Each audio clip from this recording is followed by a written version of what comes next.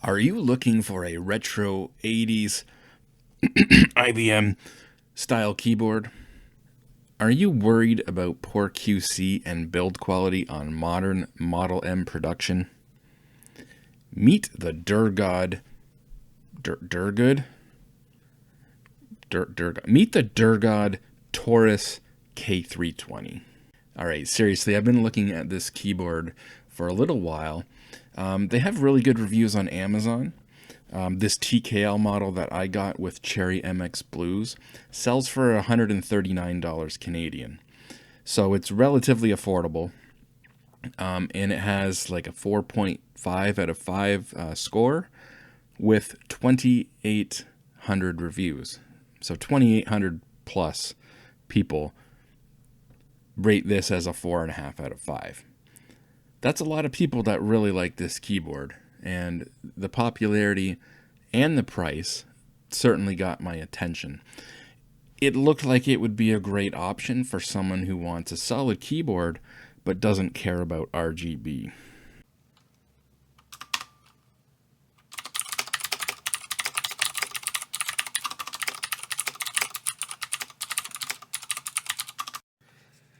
All right, this is the Durgod. I don't know. I always said Durgod, but it's only one G, so it's Durgod. I don't know. It sounds like a no-name brand, I guess, but the quality on these keyboards is actually pretty good. If you're looking for a keyboard that doesn't have RGB, just it's a solid keyboard. Not very many bells and whistles. What few things it does, it's very simple. I will show you that. Let's take a look at the box. First of all, it's got some heft to it. It's definitely not it's definitely not lightweight, and in a good way. It feels quality.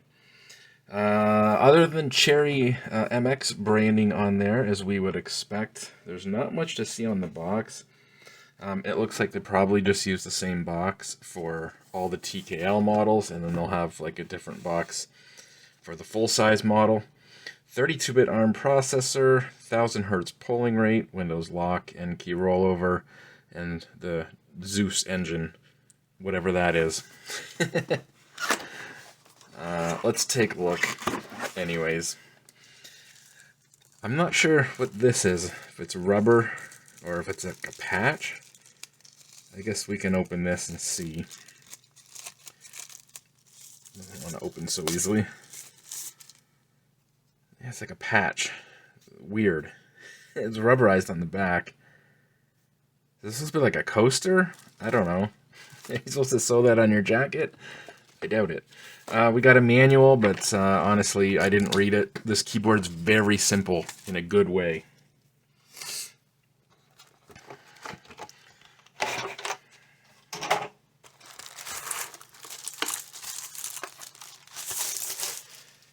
So there's a quick look at the keyboard itself. Got the Durgod logo there. And oh, what's this? I didn't know it came with 2 cables. Huh. So we got a keycap puller. We have a USB Type A to Type C cable. And I'm guessing a Type C? Yeah, Type C to Type C. Huh. I honestly did not know that it came with 2 cables. So that's cool. I guess if you're going to use it on like a MacBook Air, for example, and you only have USB Type C, then you've got a cable for it. Let's get the box out of the way, I guess. And we'll look at the keyboard. Again, it's got some weight to it. It's very solid, very little flex.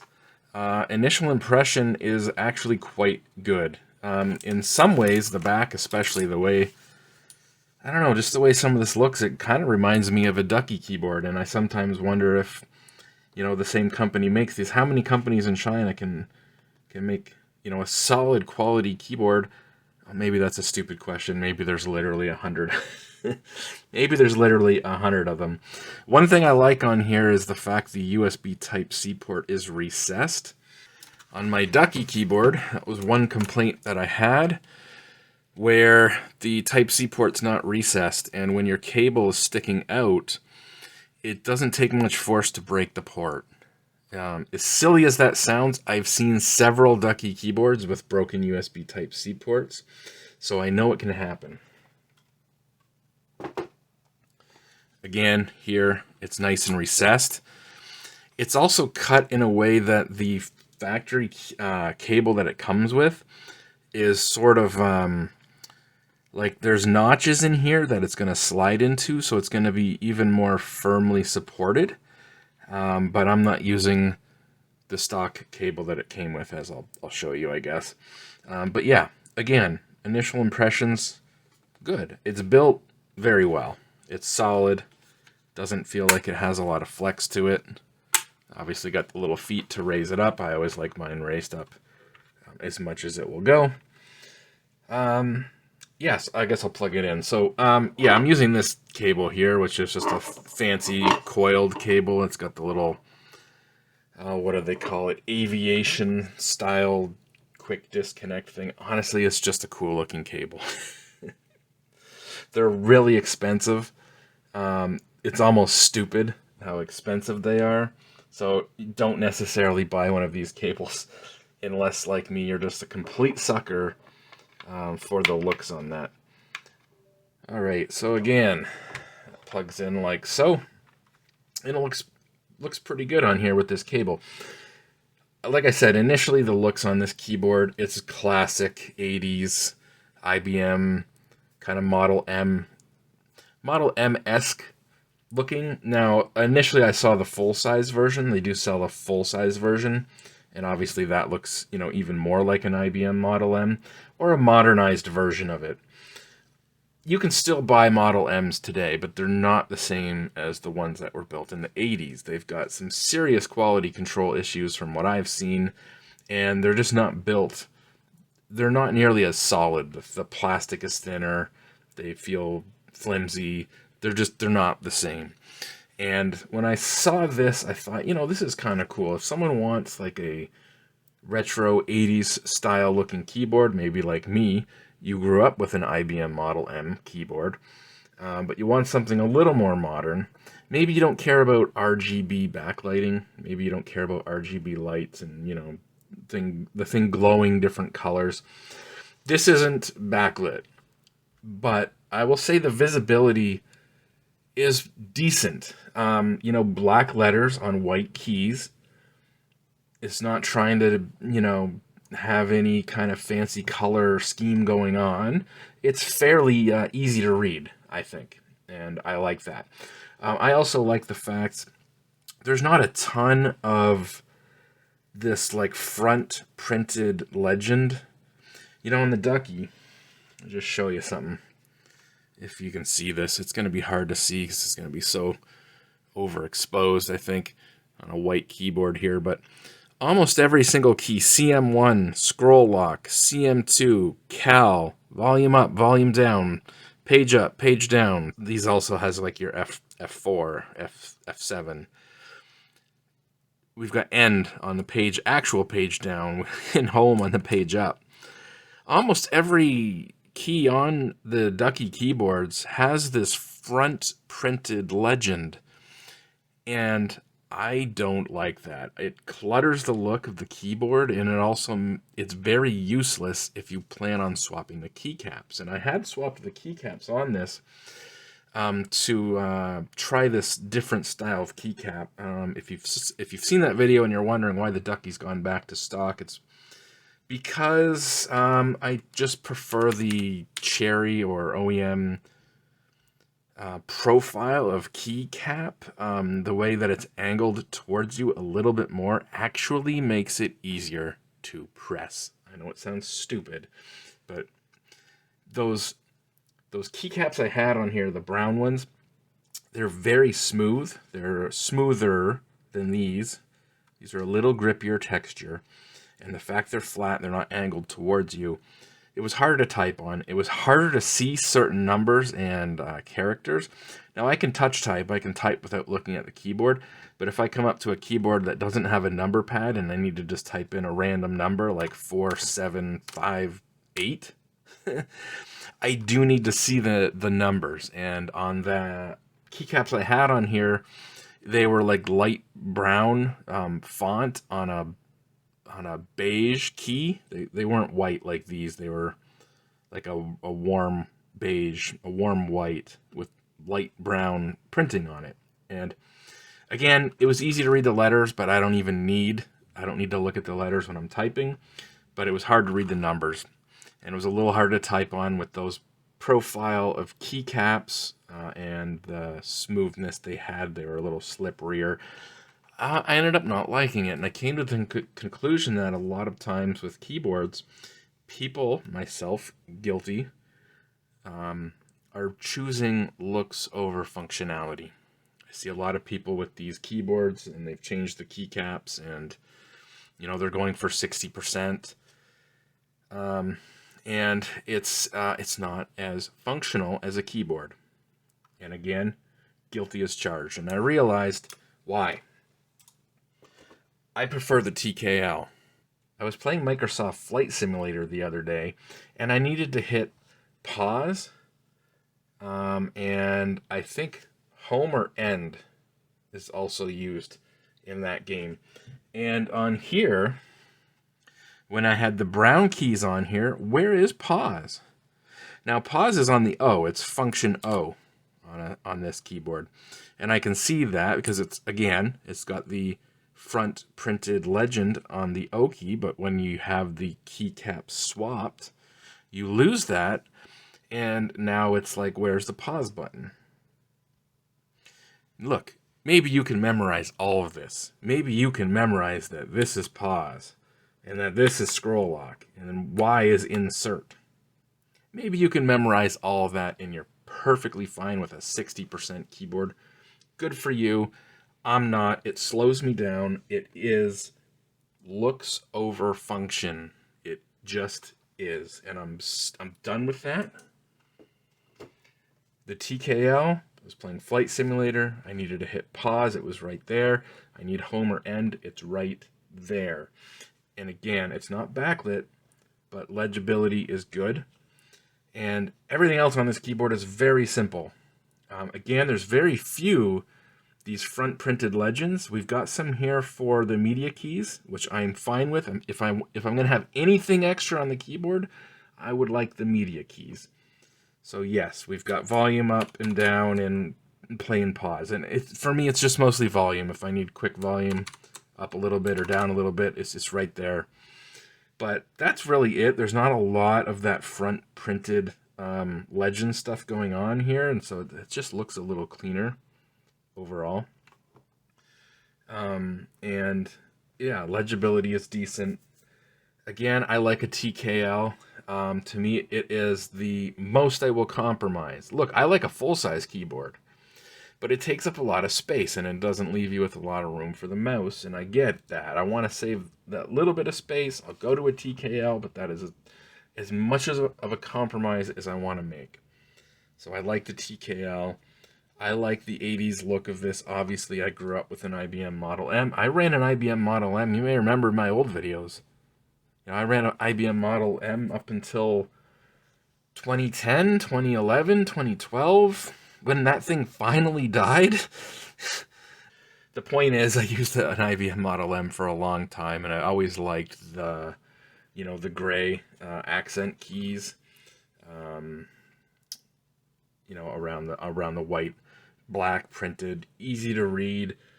Yeah, this is just a simple keyboard. You've got a row of white LEDs here. I don't know how well it's going to show up in the video, but you've got your caps lock, you've got your scroll lock, you have function Windows key, does your win lock. Super easy. I mean, what else would it be?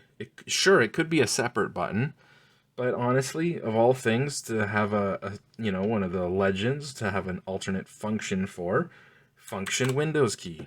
It's unlocked. It's locked. It's unlocked. That's super simple, and I like that.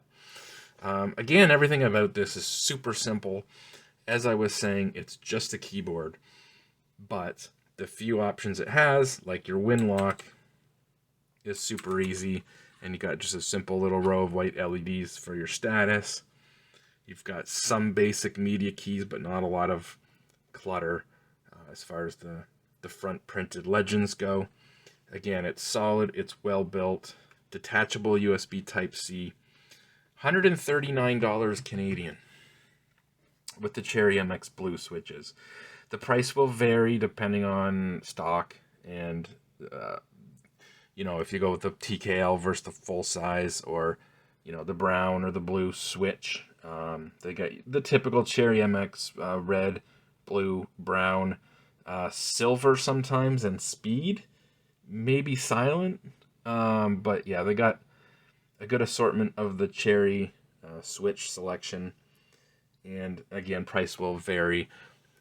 They had the full-size one for $150, I want to say, until it got low in stock, and then it jumped up to like $220 or $230. Whereas this, the TKL, was $139, and I was kind of on the fence. Do I want full-size? Do I want TKL? Well, again, this was $139.99. The full-size had jumped up to like $220 or $230, so pretty much the choice was made for me. But again, I do like a TKL. It's a bit of a compromise not having the number pad, but it gives me a lot more room on the desk for the mouse. Anyways, guys, how do you feel with the simplicity of a keyboard like this? Do you need to have RGB? Do you need to have the backlight? One reason I don't care about the backlight is, you can't see it, but I have one of those lights on the top of my monitor. And, well, let me show you. If I turn off the light on my phone, I'm using my phone to record this, we can see here I can change the white tone and the brightness. And that's the little light that's up here. And I usually just keep it on all the time on the warmest setting. With that at its lowest brightness, I can easily read this. I don't know how easy that's going to be on there. It looks pretty dark on the camera. It's not actually that dark. I can clearly read this no problem, even with my older eyes. And yeah, a lot easier to read than my Ducky was when I had the brown keycap set on there. And so that was also part of the, did I just do looks over function, you know? If the keyboard, yes, it looked cool, but it was harder for me to read, especially when I needed to get to numbers right away. And yeah, I don't know. Again, this kind of keyboard, I think I would like to see more of these in retail. When you go into retail stores, you're typically going to find, like, once you get past the Logitech, you're going to get all the gaming brands, right? You're going to get, let me turn that light back on. You're going to get the Corsairs and the SteelSeries and the Razer and who else am I forgetting?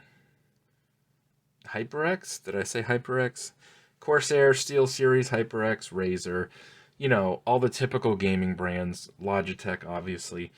But once you get past that, it's kind of like on the lower end, you'll have some of the no-name brand stuff like the Redragon. You know, the Redragon is a fine keyboard for the price, but it is lower end. It's good for being lower end, but then you kind of jump up to, you know, past all the name brand stuff, and you get into like maybe Ducky and maybe Keychron. And Ducky makes some nice keyboards, but they're mostly 60-65%. There's a few full size, and there's very few TKL. And again, I think I like TKL the best, and Ducky has very few TKLs. When I go into a retail store and I look at all the Ducky keyboards they usually don't have any TKL. It's usually all 60 and 65%, and then a few full-sized. I'm also not a fan of, again, all those front printed legends.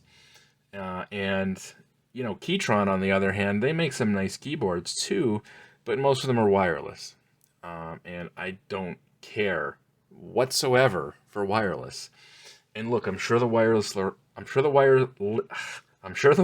works fine.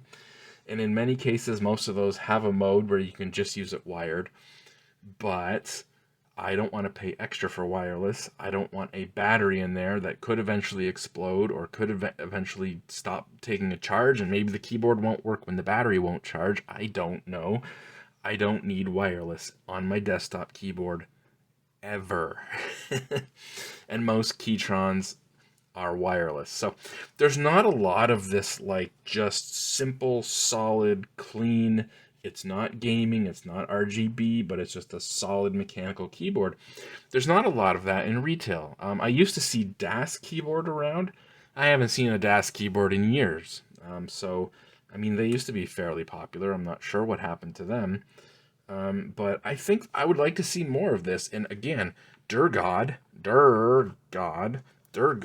whatever this is supposed to be.